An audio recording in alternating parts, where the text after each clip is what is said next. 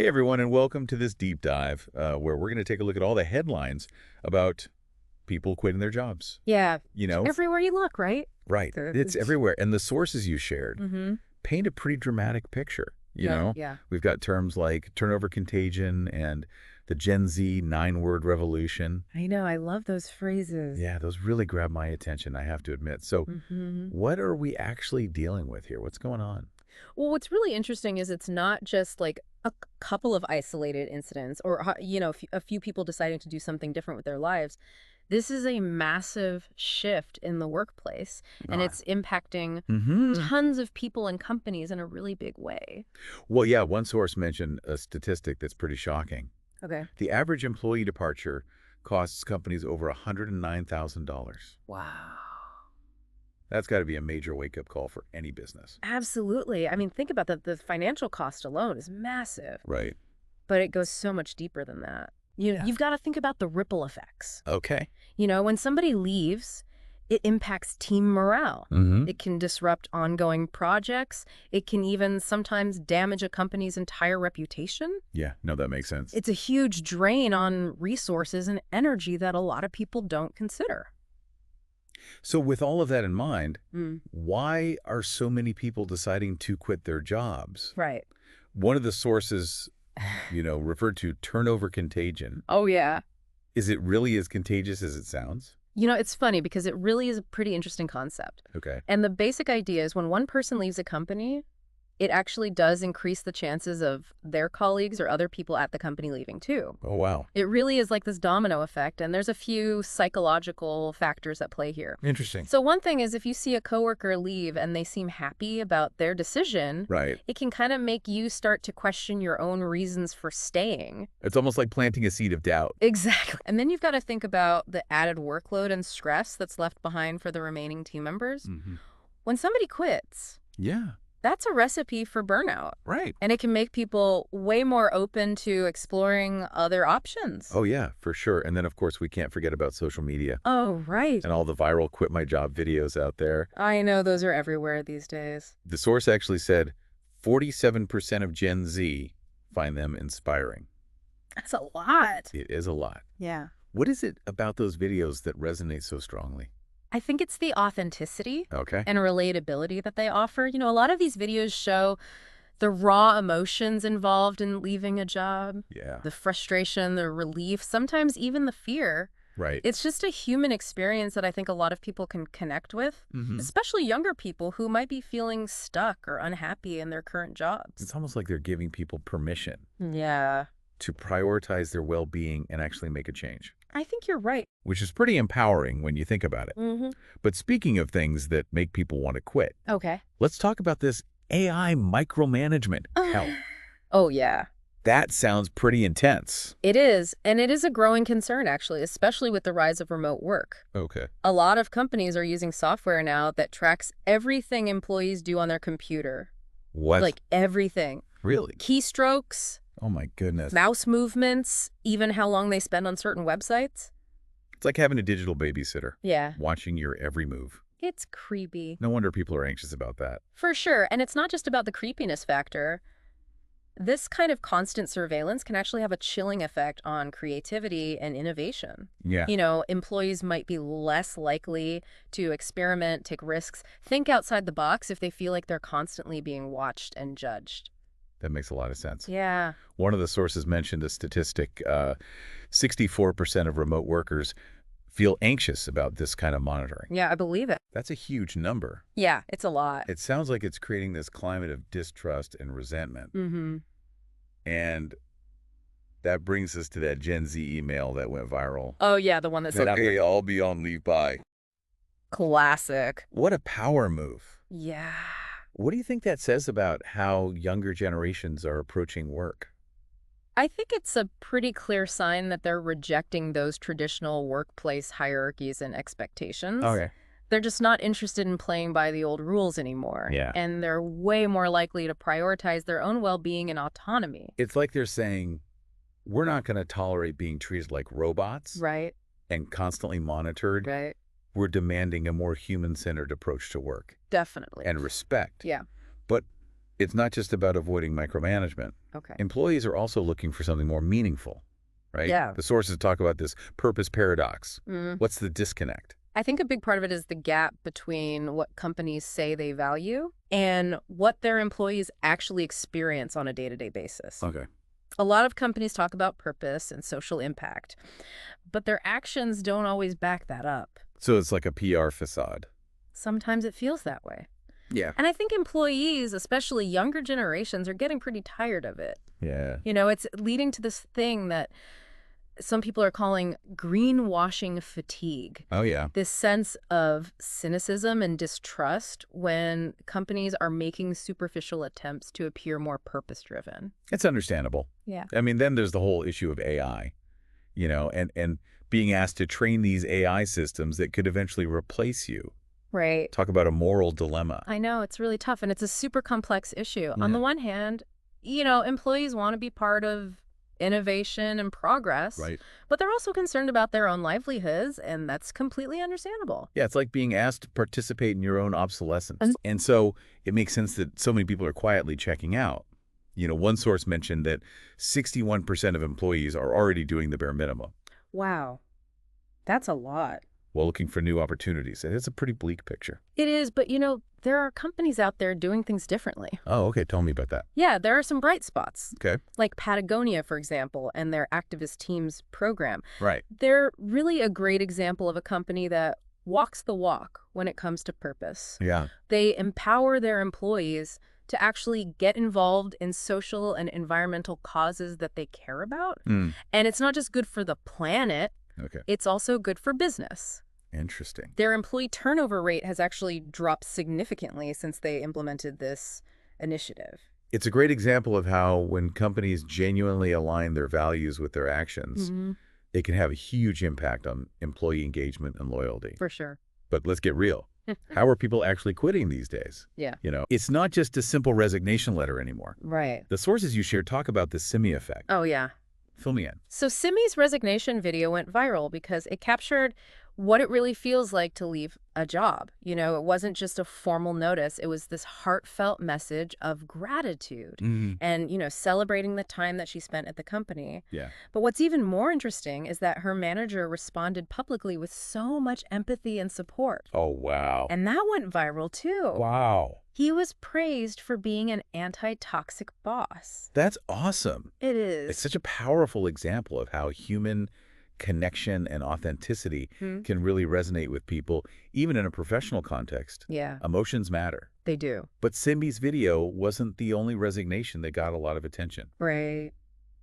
What about that infamous 9-word email? I love that one. Hi, Siddharth. I'll be on leave 8 November. Bye. So good. It's almost poetic in its simplicity. I know. What does that tell us about Gen Z's approach to work? Well, I think it's a clear rejection of all those traditional workplace formalities Okay. and a real desire for direct, no-nonsense communication. They value their time, Right. and they expect others to do the same. It's like they're saying if my resignation letter is longer than a tweet, I'm doing it wrong. Exactly. But, jokes aside, this wave of resignations, Right. it is a serious issue for companies. Yeah. What can they actually do to turn the tide and keep their employees from heading for the exits? That's the million-dollar question, right? Yeah. And luckily, the sources that you shared offered some really interesting insights. Okay, great. One that's gaining a lot of attention is something called the loyalty algorithm. Loyalty algorithm, what is that? It's so cool. So basically, it uses data to try and predict which employees are most likely to leave. And then it uses that information to intervene proactively Oh. to address their needs and concerns. So instead of just reacting when someone gives their notice, Right. they're trying to prevent it from happening in the first place? Exactly. It's so much smarter. It does sound a lot smarter, yeah. Yeah. And I imagine the interventions themselves can vary depending on the individual. They do. They're very tailored. Okay. So, for example, if somebody is consistently working really long hours, Yeah. a company might offer them more flexible scheduling options or encourage them to take more breaks. So it's about identifying the root cause of that dissatisfaction and then addressing it head on Exactly. rather than just throwing money at the problem, Right. which sometimes companies do. I know. But speaking of money bonuses, can still be an effective retention tool, It can be. especially when they're structured in a strategic way. For sure. Tell me more about that.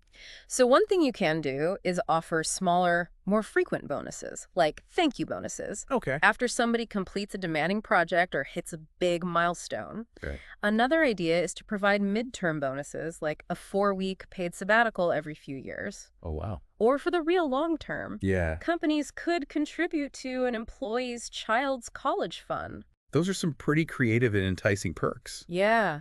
And I imagine a lot more cost-effective than constantly having to recruit and train new employees. You're right about that. One source actually calculated that a $20,000 retention bonus can save a company over $100,000 in replacement costs. Wow. It's a huge difference. That is a huge difference. Yeah. So it really does seem like we're at this turning point Mm, in the world of work. yeah. It's not just about the paycheck anymore. Yeah. Employees are looking for purpose. They're looking for flexibility. Ah, And they're looking for respect. for sure. Would you agree with that? Absolutely. The war for talent has entered a new era, Okay. and the companies that are going to succeed are the ones that recognize that employee well-being and fulfillment. Right. Those aren't just trendy buzzwords. Right. Those are essential ingredients for success. Totally. And we've covered a lot of ground here in this first part of our deep dive. We have. From the psychology of quitting to those creative strategies Yeah. companies are using to hold on to their employees. It's fascinating. It is fascinating. But before we go any further, I want to pause for a moment Okay. and ask you, the listener, a question. Okay. What's resonating with you so far? Yeah. Are you seeing any of these trends playing out in your own work experience? I'd love to know. We'll dig a little deeper into what all of this means for you personally in the next part of our deep dive. But for now, let's explore some more specific strategies Okay. companies are using to create a more fulfilling and sustainable work environment. Awesome. So stay with us. Yeah, this is going to be good. Okay, so let's dive back into some of those retention strategies that we talked about. Yeah. We touched on meeting-free Fridays earlier, and I've got to say, it's such a simple but brilliant idea. It is. Are you seeing more companies actually adopting this? Oh, yeah, definitely. It's gaining traction. Okay. More and more companies are starting to realize that those back-to-back meetings all day, every day, Right. they can be a real drag on productivity and creativity, and meeting-free Fridays.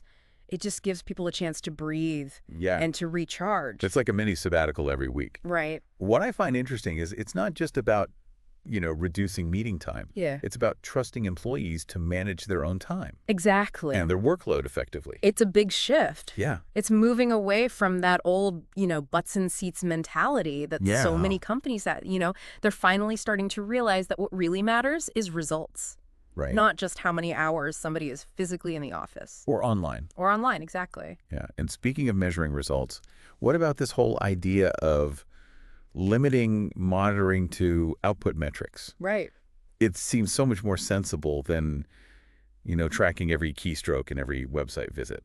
I agree. It's definitely a more sensible approach, Yeah. Instead of trying to micromanage every little detail, Yeah. companies are saying, okay, what are the outcomes Yeah. we're trying to achieve? Yeah. Let's focus on those. Let's give people the tools and the resources they need Yeah. to do their job. And get out of the way. And get out of the way, exactly. Yeah.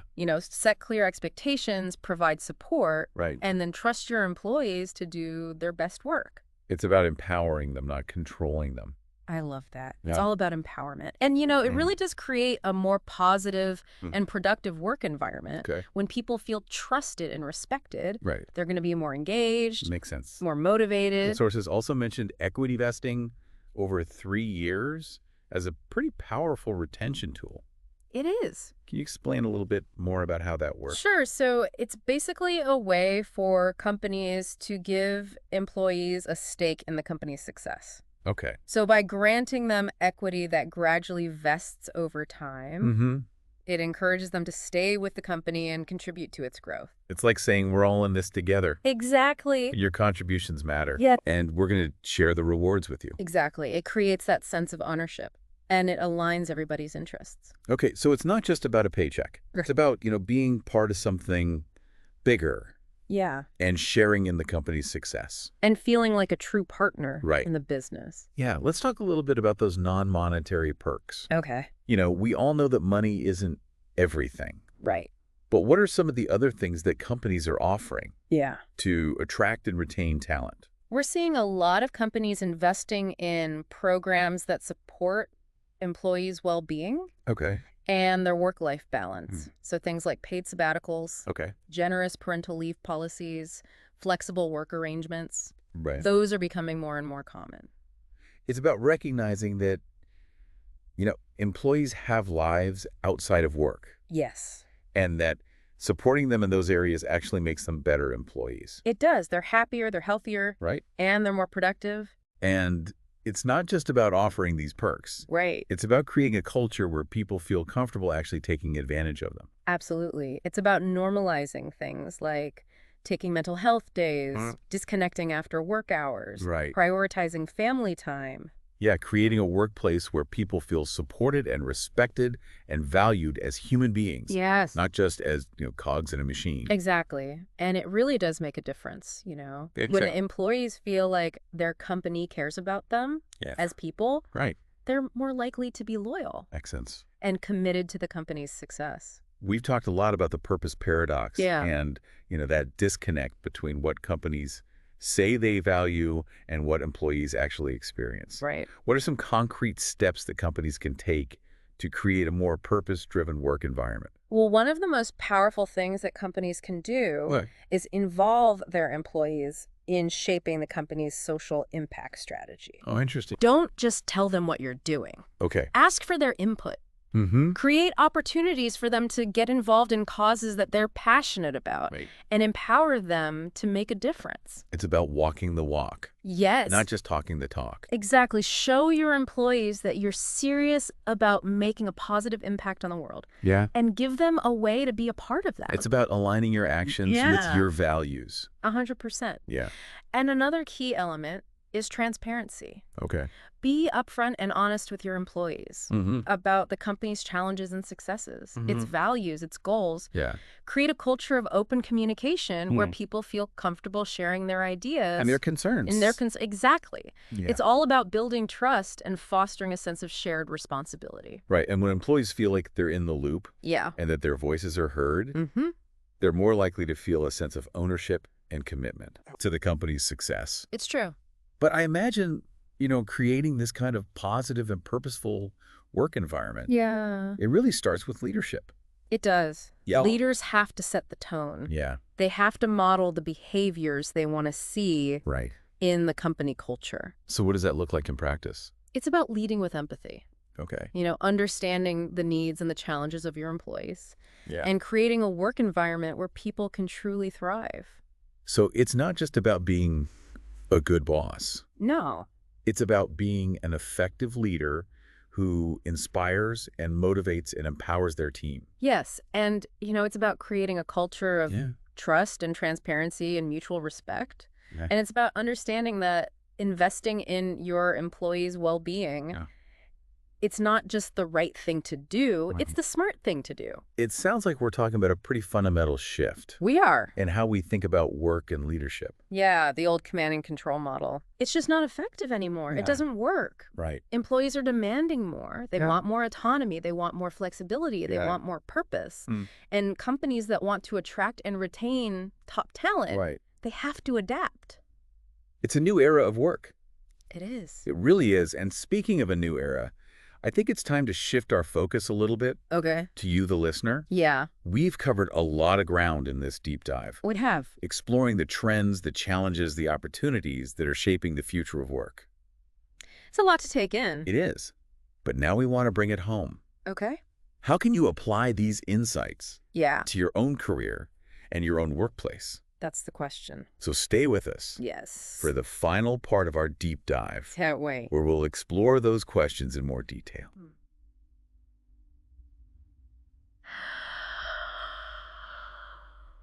Welcome back to the final part of our deep dive. We spent a lot of time talking about the big trends and the company strategies, but now I want to bring it down to a personal level. If you're listening to this, you're probably thinking, okay, this is all interesting, but what does it mean for me? Right. That's the question, isn't it? It is, it's one thing to talk about these concepts sort of in this abstract way, Yeah. but it's another to figure out how they actually apply to your own individual work life. For sure. We've talked about how employees are demanding more autonomy, more flexibility, more purpose. Mm-hmm. It feels like a real power shift is happening in the workplace, wouldn't you say? I think you're right. Employees are just not content to sit back and passively accept whatever their employers offer anymore. Right. They're getting more discerning, they're Yeah. more vocal, Yeah. and they're definitely more willing to walk away if their needs aren't being met. So it's not just about companies adapting. Right. It's about individuals taking control of their own careers. Exactly. It really is a two-way street. Okay. Companies need to step up and create better work environments. But employees also need to be proactive about advocating for what they need and what they value. Okay, so let's get practical. Yeah. What are some tangible steps that our listeners can take Yeah. to start gaining more control over their careers? Well, I think it all starts with self-reflection. Okay. You have to really ask yourself some tough questions like, Okay. what are my non-negotiables in a workplace? Okay. What kind of culture do I really thrive in? Hmm. What are my core values? And Yeah. do those values align with my current work? It's like taking inventory of your career must-haves Yeah, and those yeah. personal values. Exactly. And once you have a better understanding of what you want and what you need from your work, Right. you're in a much stronger position to make choices that actually support those priorities. So if you're listening to this and you're feeling kind of stuck or unfulfilled in your current role, Yeah. the first step is to really pinpoint why, what's missing, what needs to change. I agree. What's that gap Yeah. between where you are and where you want to be? Exactly. And then once you know what that is, Right. you can start taking action. Absolutely. And that might mean having a really honest conversation with your manager Yeah. about your needs and your aspirations. Yeah. It might mean looking for different opportunities within your company, Mhm. or it might mean starting to look for a new job Yeah. at a company whose values and culture align more with your own. It sounds like it's all about taking ownership of your career path and not being afraid to, you know, make a change if you need to. It is. You have the power to create the career that you want. I love that. Now, I want to shift gears for a moment and talk to the leaders who are listening to this. Okay. We've talked about all these strategies for attracting and retaining talent, but it seems like it really boils down to a fundamental question. What's that? Do you view your employees as assets to be nurtured or as costs to be minimized? That is a really powerful question. Yeah. And honestly, the answer to that question will determine pretty much everything about your company. It'll shape your culture. It'll impact employee engagement, your ability to innovate and adapt, and ultimately your bottom line. So if you really see your employees as your greatest asset, how does that change how you approach leadership? Well, it means investing in their well-being, Okay. empowering them to make decisions, Yeah. and creating a work environment where they feel truly valued, respected, and supported. It means fostering that open communication, Yeah. encouraging feedback, and being willing to adapt and change based on your employees' needs. Exactly. It's about letting go of that old command and control mentality Mm-hmm. and embracing a more collaborative approach to leadership. One of the most powerful quotes that we talked about in our research for this episode Right. was, turnover isn't HR's problem, it's the CEO's cancer scan.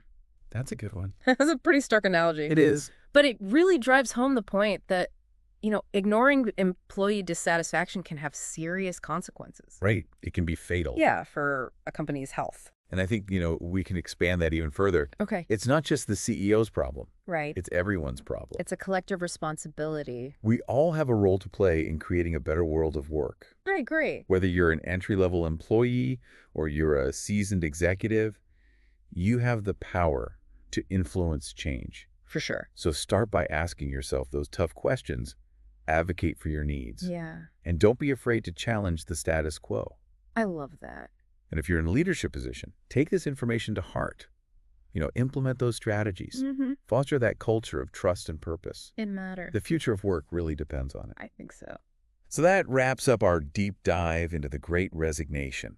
We hope this exploration has been insightful and thought-provoking and maybe even a little bit inspiring. Until next time, keep learning, keep questioning, and keep pushing for a better world of work.